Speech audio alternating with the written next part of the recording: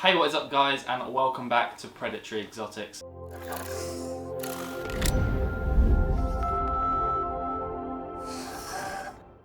On today's video, we're going to be making a new custom enclosure for Bondi the bearded dragon. Bondi is the rescue bearded dragon we got about a week ago. It's been in this white tank I'm sitting on now. She's not in here anymore. We've moved her into a temporary tank so we can fit out this 4x2x2. We're going to make a full Australian Outback ranch setup with red rocks, red sand. We're going to do cool features in it. We're going to do like a fence post in it because in the wild they will climb up fence posts and bask and look over their territory in the Outback. And then we've got her buffalo or cow skull that we've got. We're going to add that in so it looks like an Outback ranch. Naturalistic rocks so she can bask on them. And all that corkbark trees so she can use that semi-arboreal and make sure she's climbing and stuff like that. So it's going to be awesome. So first step is going to be that foam rock background that we did a few weeks ago, but we're going to put in some tinting so it makes it look like a red rock background. So without further ado, let's get into the video. So guys, this is the polystyrene board and we're using its insulation board, 50mm thick. And then for this, basically to make the background, we use this. You can see it's quite hot, it's getting smoky already. This is the longer blade on the foam cutting wire, so we just heat that up and then it cuts through and it doesn't leave any like balls or anything behind. It leaves like a nice clean cut, but it is a bit smoky, so you don't want to do it around your animals really. But we're going to cut through this as straight as we can.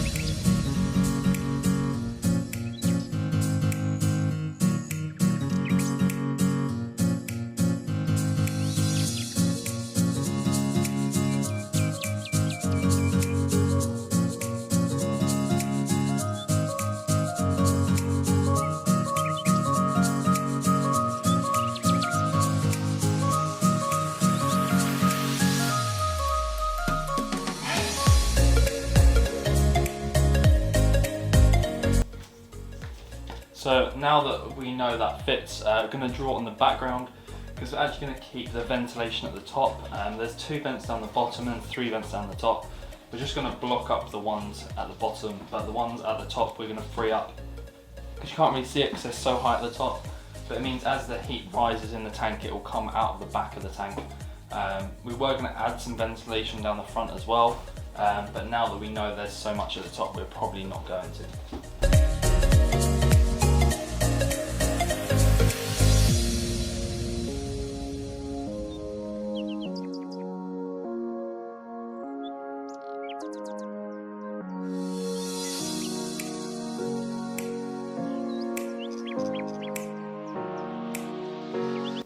So you can see this is where the vents are going to be on the background.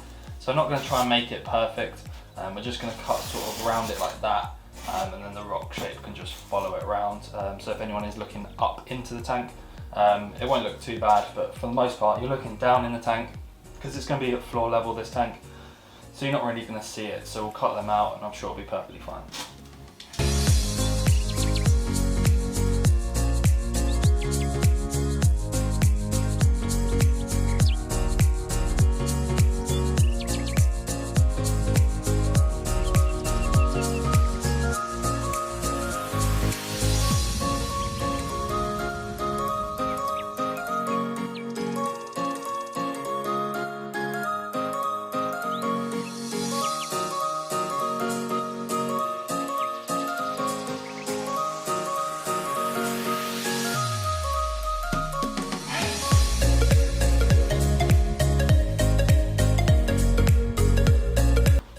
So I've put in the left panel now, so now I've got to do the right panel.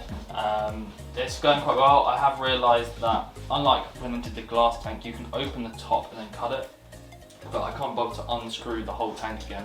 So what I'm basically going to do, I'm going to do the top and the sides, cut that with the foam, like the wire attachment outside, and then glue it in, and that'll give me enough sort of wiggle room to start cutting out the foam once it's in there. So that is all 3 sides in, but as you can see I can't really cut up in here. So I've marked on the polystyrene the edges that I need to cut out.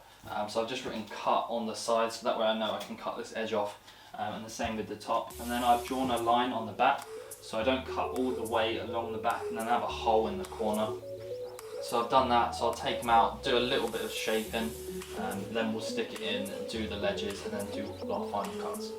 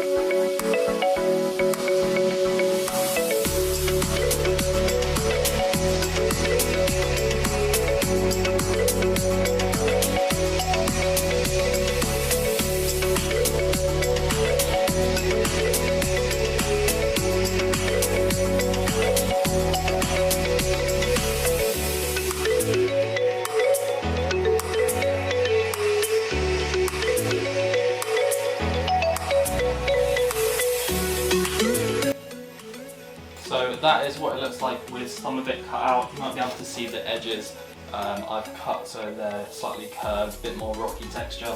Then up the top I've done all around the vents to make that look rocky, that way it's easy for me to get in because it's easier when it's out. You can see on the this thing, it's quite a thin wire that just goes straight across. I prefer one that sort of is a thicker wire that like goes jaggedy, that means I can get in all the corners. But for this I've done it outside, then put it in. It looks pretty good so far, so now we're going to do the ledges, and then after that then we can start carving it all, making it all look like it's all one piece. So this is what I've done with the first piece, literally cut the rectangle, then shaped it, sort of curved it, and then what I do is the bottom edge and the top edge, and then cut the middle so it looks all rocky like this. It sort of blends from top to bottom, and then we'll do a little bit of rockiness on the top and the bottom just to blend it in. But we're going to see if we're going to put any other rocks and stuff on top of these first, and then we'll rock it out afterwards. So this is pretty much the final decision on what is going to be the background. Put all these ledges in. What I've done differently, I've put smaller rocks in on the ledges, makes it look a bit more naturalistic, not just like shelves. And then I've done the carving like I usually do, but it's hard to get into these middle bits. Had to carve out the bottom with the pen and then use the wire cutter around. The same with the top, but it's hard to get into these middle bits because you've got no way to sort of curve the wire. So I think that'll be it for now. A lot of it will be covered with different decor around the tank, but I'm pretty sure it's nice and functional and the shell's nice and strong, which is the most important thing, so that the dragon can climb all around and utilise the whole background. So guys, I'm back. I haven't been actually recording any of what I've done so far. So I think the last stage you saw me, I'd carved out all of the foam and got the background ready for the grouting. But we've had so much going on, we've gone to different shows, we've been doing different projects, we haven't had time to film it all. So I've done it all just stage by stage, not really filming each process that I've done because it does take longer. Every time you film a new thing, it takes so much time. But basically what I did was, if you didn't see the video a few weeks ago, showed you how to make a background custom all the way through. So this is the grout I used, I'll put it up on screen, and the tinting I used to make it that red Outback look. And then I'll throw up a couple pictures that show me just doing that first layer as I go around. Obviously it does change colour, and then I did 3 layers. So I slowly sort of adjusted how much of the tinting stuff I put in to get the red that I wanted. You can see Bondi's here with me waiting to go in the new tank because it is all ready now. So basically I did all that, and then I've been building different features for the tank. So I did mention it was going to be a Australian Outback ranch. So I built a whole fence post, stained that with a colour, built some fake plants and stuff, got some rocks ready to go in, as well as moved over cork bark and stuff like that from her old enclosure.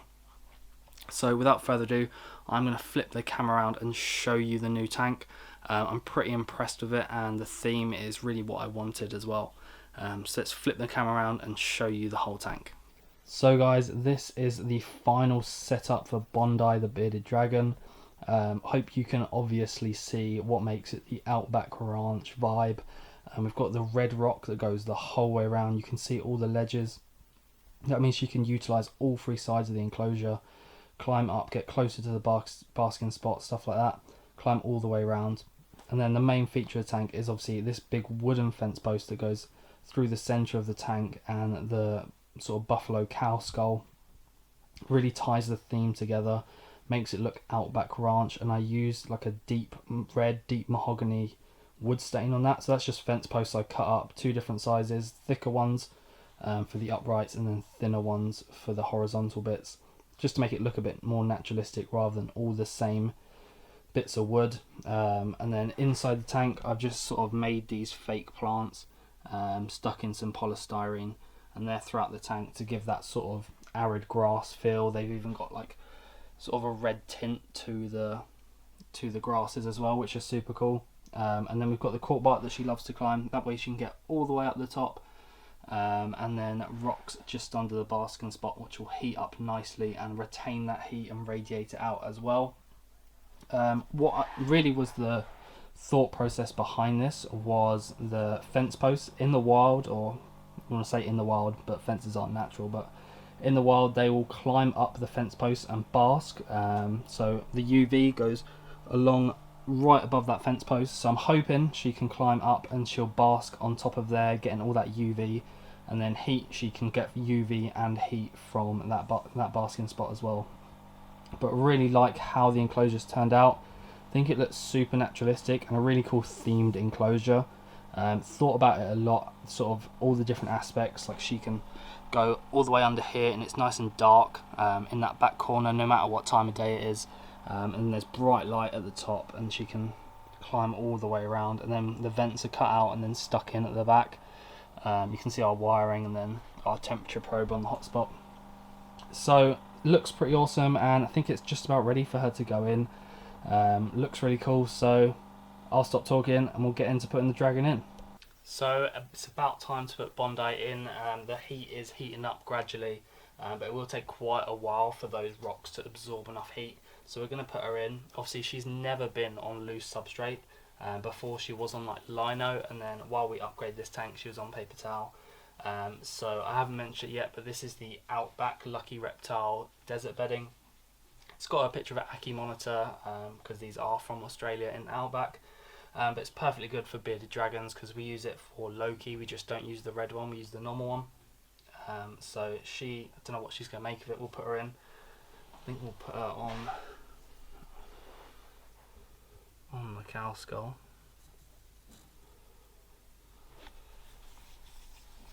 And she'll see, she is quite a curious dragon. She's more curious than she used to be. But we'll obviously monitor and watch her as she climbs around and explores her new enclosure. She's got not long before the lights go off, so she can relax, and then tomorrow I'm sure she'll spend all day exploring around and seeing what her new home has to offer.